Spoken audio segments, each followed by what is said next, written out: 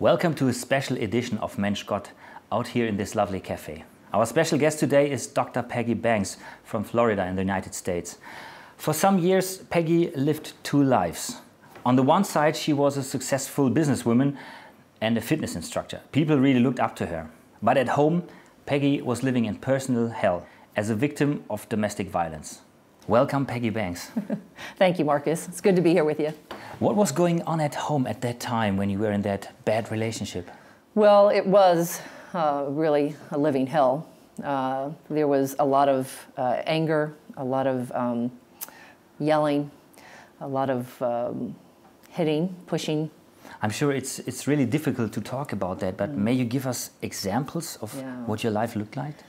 Well, one example I remember is when I was working in the gym. I used to train professional athletes. That was part of my business. And when I came home, my boyfriend, who I was living with at the time, he had been in the gym, and he saw me working with this particular person that I was training. And we were in the kitchen talking, and I was preparing dinner. And in a matter of seconds, he became angry that I was working with this athlete, and he put his hand on my throat, pinned me up against the cabinets, and started yelling and screaming at me. So in just a matter of seconds, you would be in a situation where I would feel restrained and yelled at. Why didn't you finish this relationship?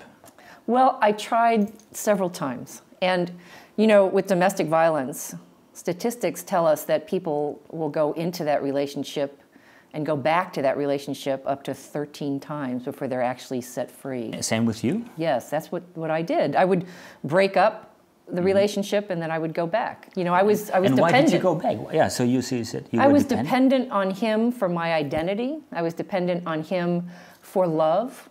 I thought there was a part of me that could change him. You know, there's this thing in me that I thought I was helping people and I could help him. So every time he did something terrible, you broke up and then you got back to him? I did, because the cycle of abuse does that. After they do something very bad to you, painful, beating you, then their cycle of being kind and tender and generous, and that was what he would do. He'd come back and he would say wonderful things about me, and he would do wonderful things for me, and it just grabbed you, and you know, I was just dependent on that. I was looking for that. In your business, you were a hard person, you were a tough person. Yes. Why weren't you that at home? That's a good question. I think I was hoping that this relationship was going to allow me to be softer, allow me to be, I was just looking for someone to love me. And in business, I felt like I had to be in charge. I had to be in control. I had to run things. I had to make sure that the bills were paid. I had to train. And you never thought about that being in charge at home would help you in your relationship? No, I didn't. I thought being in charge meant loving him, helping him, caring for him, making dinner, you know, those kinds of things. What was your idea of love at that time? My idea of love was someone that would build me up, someone that believed in me, someone that would encourage me, say things that were nice and kind, supported me. But that wasn't your relationship. Partly it was. I mean, there were times when he was like that, and then there were times when he was not. And I would always feel that the reason he was not like that was because of something I did wrong. Not something that he was doing, but something I did wrong, where I didn't say the right thing, or I was paying more attention to another man and not attention to him. So he always turned it on me, that the reason I don't love you is because you're not acting right. You're not being right. And did you see yourself at that time the way he did? Yeah? I did. I felt like I wasn't being right. I felt like I was acting in ways that was not right, appropriate for a relationship. So I kept trying to change myself more than, you know, change him. Did you feel guilty sometimes? Yes, I did. I did feel guilty. I felt guilty. I felt isolated. I felt depressed. I felt a lot of things. I felt like I couldn't ever get better. I couldn't ever be enough for him. It's continuing to try to be better. Your history with domestic violence reaches far back to your childhood. what was your childhood like that you grew up with that? You know, for me, Marcus, I think it had a lot to do with how I grew up. Because I grew up without a father. 2 weeks before I was born, my father died. My mother had 3 other children, my 2 brothers and my sister. And when my mother went to bury my father, she found a note in his suit pocket that revealed my father had been unfaithful to their marriage. So when I was born... So he wrote that note? It was written to another woman. And my mother, I think she transferred all of her anger and bitterness and resentment onto me when I was born 2 weeks later. So although I had, on one side, I had a very loving family, my brothers and sisters, we got along very well. On the other side, my mother was very angry and hurt. And I remember one time when I was in high school, and I chose not to wear a coat to school. And my mother was very angry that I wouldn't wear a coat to school and was beating me terribly before I left the house. And in the morning? So. And my brother pulled my mother off of me, and then I had to go to school right after that. So we lived in a home where it was okay. It was just accepted. You know, it was that type of home violence. Where, yeah, people, you know, parents, that's how they discipline their children. That was the idea at that time. Was there nobody to talk to, or nobody? I don't think you ever talked about it. You know, we didn't talk about it. It was a religious home, so I went to a church. I had a great experience when I was in school. I was a high achiever. I was a great athlete. I had friends. But you didn't talk about that because it was just part of discipline, that it's okay. And we just grew up around that. Now I know it's very wrong. Experience in our childhood and our youth, they shape our whole life. Yes. What did shape you as a child? Well, it shaped me in a couple different ways. First, I didn't trust anyone. I acted like I did, but deep down I didn't, you know, because I grew up where people would say one thing and act in another way. So I could never trust what they were really saying to me. You know, they could say, I love you and I'm so glad that you're my daughter. And then on the other hand, they would say you're stupid, you're ugly, you're never going to amount to anything. And so you just learn not to trust. And to build up a facade. Absolutely, yeah. I learned how to live a double life. I learned how to be friendly and kind and achiever outside of the home. And when I was inside my home, I was quiet, withdrawn, didn't want to make a mistake, did everything I could to not be hurt. And so people on the outside saw me as very fun and great personality and successful. Yeah. I was very much a high achiever. You ended up in that bad relationship, and nobody knew anything about that. How did you get out of that? So one day, a friend of mine invited me to her church. As an adult, I wasn't really going to church. I knew about God because I grew up knowing God. But as an adult, when I had the business, and I was training professional athletes, I wasn't really going to church. I was involved in a lot of things in the whole fitness industry. You know, it's very much an outward appearance, how you look on the outside. It was all about how I looked on the outside. You made videos and stuff like that. Yeah, so I competed in national aerobic championships. I was on ESPN. I mean, it was all about how you look on the outside. And I had this life that looked like I had it all together. And at home there was this relationship. Yeah, there was. I was just dying inside to tell someone what I was going through. That there was this restraint, this difficulty, this place where I did not feel safe. And then there was this invitation to the service. Yes. And you went to the service, right? I did. And I heard the pastor preaching a message from Psalm 46:1, and that verse says, "God is our refuge and strength and a very present help in trouble." And at that time, it just hit me that there is a God who could be my strength and refuge in a time of trouble, and I was really in trouble. I didn't know how to get out of this relationship, and so I gave my life to Christ that day, and I wanted God to help me get out of this relationship. Did you meet God today in a completely different way? Oh yes, absolutely. I grew up in a religious system that talked about how to live out religious routines. So you did this, and then you did this, and you did this.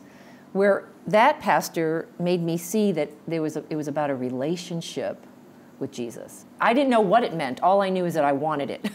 I didn't understand how it was going to be different. I just knew that I wanted a relationship with a God that was going to help me. There had to be something better than what I was doing. And you said you gave your life to Christ, to Jesus. I did. What does that mean? Well, I believed that God sent Jesus to this earth.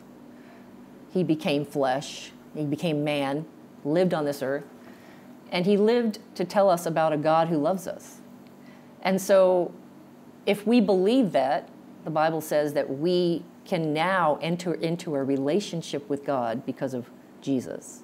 So I believed that God... On that Sunday? That Sunday. I believed that God sent Jesus to die for my sins. Personally in your life? Yes, yes. And I just said that. I just, at that church, they prayed with me, and I proclaimed that. I said that. Jesus died for my sins, and I want to have a relationship with Jesus.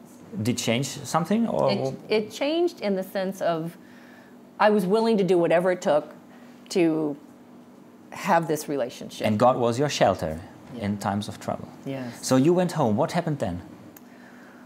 That verse literally saved my life, and I tell you why. I came home that day, and I called my boyfriend, and I told him I wanted to get out of the relationship. Again, I had done that in the past, and so it wasn't new for me to say that. I think he took it pretty well on the phone. Because he heard it several times before. Yes, yeah. He didn't react to it until that night when he broke into my apartment, actually, and came there to kill me. So did he have a gun? He had a knife, and he came there very angry, pushed me up against the wall, beat me several times, had a knife to my throat, and was there for several hours saying things about me that made me believe that I would not get out of there alive. He said many things that he was going to do to me and did to me. How did you feel? I felt like there was no way out. I felt like my life was going to end. I was fighting for my life in the sense that I was just agreeing with everything he said. He said very terrible things about me and how I've ruined his life and how just bad things as he was hurting me. Hours and hours. Yeah. So I know today, Marcus, that it was only by God's grace that he left my apartment. And I really felt that night, God became my strength in times of trouble. My strength in the way that I was able to withstand the suffering and the beating and the rape repeatedly. Did he recognize a new inner strength, or what was the difference? I think the Lord may have shown him that. I don't know. I think there was a part of him that realized he could not accomplish what he came there to do. I wasn't in my own strength realizing that. I wasn't fighting in that way. But I think somehow God revealed that he wasn't going to get me. He wasn't going to be able to do to me what he came there to do. And because I wasn't fighting him like most people would think about fighting him. I wasn't pushing him away. I wasn't, screaming. But I was just agreeing. It was so interesting how God just took over. And somehow, supernaturally, just became this strength in me that he saw, that my boyfriend saw, and realized he wasn't, for some reason, was not going to kill me. At what time did he leave the house? Many hours later, several hours, probably close to midnight. I don't remember. But he broke several things in my apartment. During one time while he was there, the phone rang, and I don't know who it was, but he went and pulled the phone off the wall. He, he had me bound in places where I couldn't move, and so he just tore my apartment apart, just angry, very angry. And you see that a lot. Women who want to get out of the relationship. You hear those stories all the time. The man comes and she tries to get away with her children, and he ends up coming to kill her, the children, and then himself. I was very surprised that he didn't end up killing himself. But, you know, he was a military man. He was a very strong man because he worked in the gym, so he was a bodybuilder. He was a very strong man. So he had every opportunity and ability to when he left, or after he left, what did you feel? What did you think about? I really cowered in a corner for several hours. I didn't even move for many, many hours until the next day. I don't think I ever moved from a position of, I just was in a fetal position for many, many hours. You don't even realize when you're fighting for your life like that, what happens to you until many days, if not years later. I mean, realizing the more I talk about it and talk about getting hope and healing and working with people that I've worked with in my own life to find healing, you don't even realize how much that trauma has affected you until you start to tear away all the different layers. And so I didn't move for many hours. How did you came back to life, or how did your life start then? You know, I will tell you this, and you'll think it's crazy, Marcus, but the next morning... it was Monday morning. Yeah, I went back to work. You know, You took a shower, dressed up, and I just went back to work. You know, I just went back to work. I just kind of went out. Today, I would do something so differently. So different. You know, I didn't prosecute. I didn't call the police. I didn't do any of that. I was so afraid that people would find out what I was involved with and what was happening to me, that I never wanted anyone to see, you know, what was going on and to think that I couldn't handle a business, you know. So today I would do something very differently. You know? What did your ex-boyfriend did Monday, Tuesday, Wednesday in this week? You know, I don't know what he did. I really tried to stay. I really didn't want to find out anything. I would imagine he went back to work. It was nothing for him. You know, I just lived his life. That's what happens. You did as well. I did. And you said you didn't want anyone to find out what was going on at home. What did help you to cope with this feeling of shame?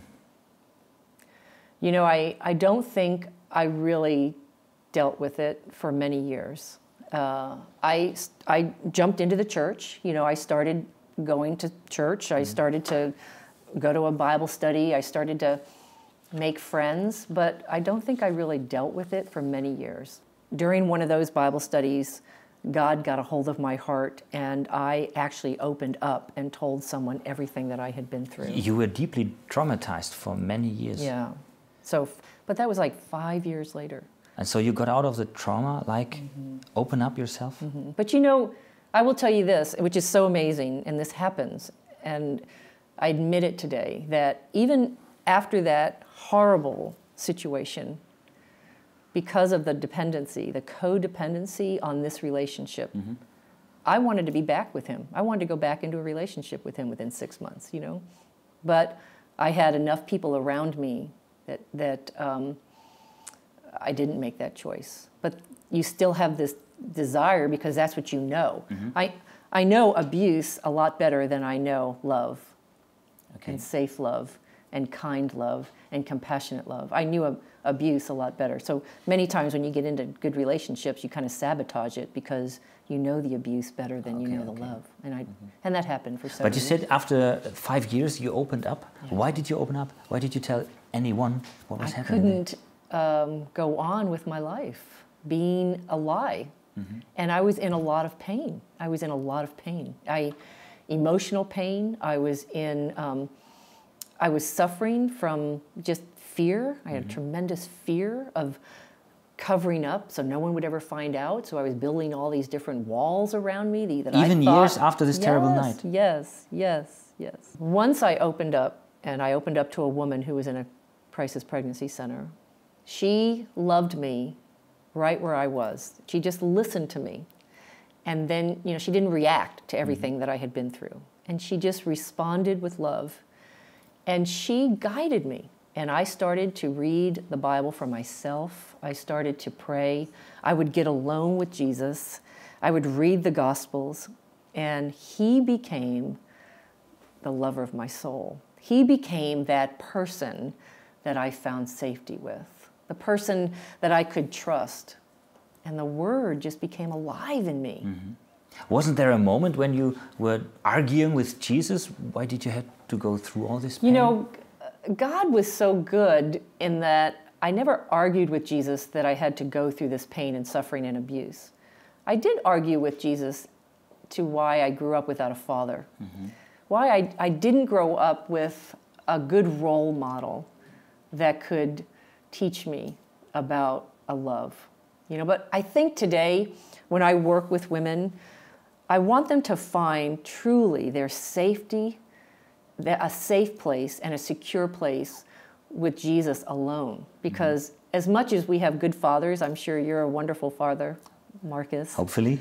But, you know, you're not Jesus, I don't think. And the thing is that we'll always let people down. You know, we can't put our trust in man, a person. We have to put our trust in the Lord, in Jesus, the person of Jesus Christ. Is that your message to women when you talk about problems like that, situations like that? What is love for you right now? What is love? I know this is going to sound maybe difficult to understand right now, but really love for me is the person of Jesus. It's safe, it's forever, it's a building up, it's a believing in. All those things that we see God's Word says about us. I hang on to those truths. I have people in my life, men and women, who are encouragers, who are supporters, who are wonderful friends. But I know that my trust is fully in the Lord. Psalm 9, verse 10 says that in the Lord, He is a refuge for the oppressed. You know, He is the only place that we can find safety and healing, especially in situations. There are women in situations right now where they can't get out of it. They're in countries, they're in places where they can't get out of an oppression. I know that you travel around in several countries to talk about that topic. And you worked in a project which is called Project Hannah. What does that mean? Project Hannah speaks hope to women around the world and across generations, in that it tells them about this relationship, about this identity that they can have that is created in the image of God. So it's not just anger management or fear management? Well, I don't believe in anger management, because I believe it's hard to manage our behaviors. What I like to say is we need anger resolution. We need to resolve our anger. We need to look into what is causing our anger. What's at the foundation? Anger is just it's a behavior that's an outward action of something that's much deeper, whether it's, you know, fear or jealousy or lust. There's other things at a deeper level that's causing us to be angry. And so I say we have to resolve that with God, and then our behaviors change. If you would choose a symbol on your life, what would you choose? So I look at it as a journey of hope, and I think about going from brokenness to God's beauty. Thank you very much. Dr. Peggy Banks, it was a pleasure to talk to you. Thank you, Marcus. Thank you very much for your openness. Thank you. It's great to be here. Peggy Banks was a victim of domestic violence, but today she's a messenger of hope to many women out there in the world. If you are in trouble, if you are in a bad relationship and you need help, just write an email to menschgott@erf.de. We will pray for you, and we will forward this email to Project Hannah and Dr. Peggy Banks. Thank you for watching us. Goodbye, until next time.